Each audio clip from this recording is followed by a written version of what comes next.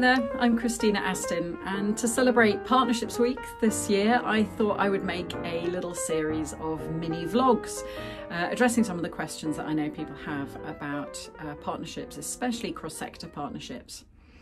And perhaps the most important question of all, or the one that I get the most often, is how do we measure the impact of our partnerships? How do we know if our partnerships are making a difference? And that is the benefit to all the partners, everyone who's involved, teachers, students, and the wider community.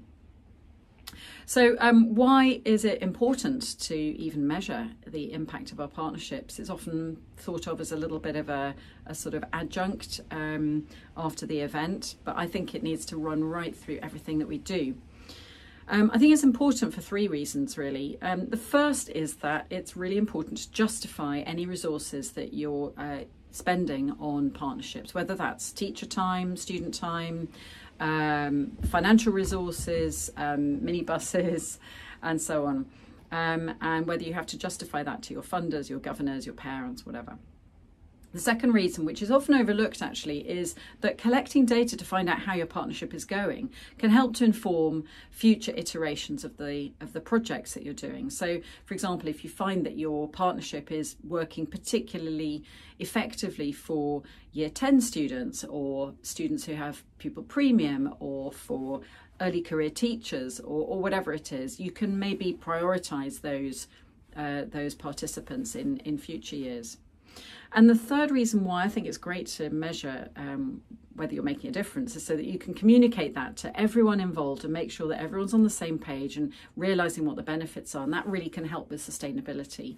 And it's great to celebrate partnerships as well, whether that's with your local schools, with your wider community, with your parents and so on. So what are my tips for measuring impact evaluation? It's really hard actually measuring the impact of any educational intervention, let alone a partnership where you've got multiple different schools involved, different age groups, different kinds of things going on. So my first message is keep it simple. I mean, if you can ask what you need to ask in just 3 questions, if you can find out what you need to know in just 3 questions, that's fantastic. That does rather presuppose that you know what you're trying to do with the partnership. So maybe that's the first thing to figure out is, whether you use a theory of change or theory for change to figure out what your overall goal is. The second tip is make sure that you're focusing on outcomes and not just outputs. For example, 123 students used our swimming pool last year from the local community. Great. Okay, that's just a number. It doesn't tell us anything about the impact that had. So perhaps what would be more interesting is that of those 123, 87 learnt to swim 25 metres, 23 learnt to swim 50 metres, maybe 17 learnt to overcome their fear of water, or developed greater resilience, or made a new friend. All of these things are measurable if you just ask the right questions. And then, how do we ask those questions? How do we collect that data? You don't want to be filling in forms at the edge of the swimming pool, that's for sure. But, there are online ways of doing it. There are simple things like just putting counters in boxes. Post-it notes are great. Having an opportunity for students or teachers to share their thoughts in a focus group, which is really good because you can sometimes capture the unintended benefits that you might not have thought about to put on a questionnaire.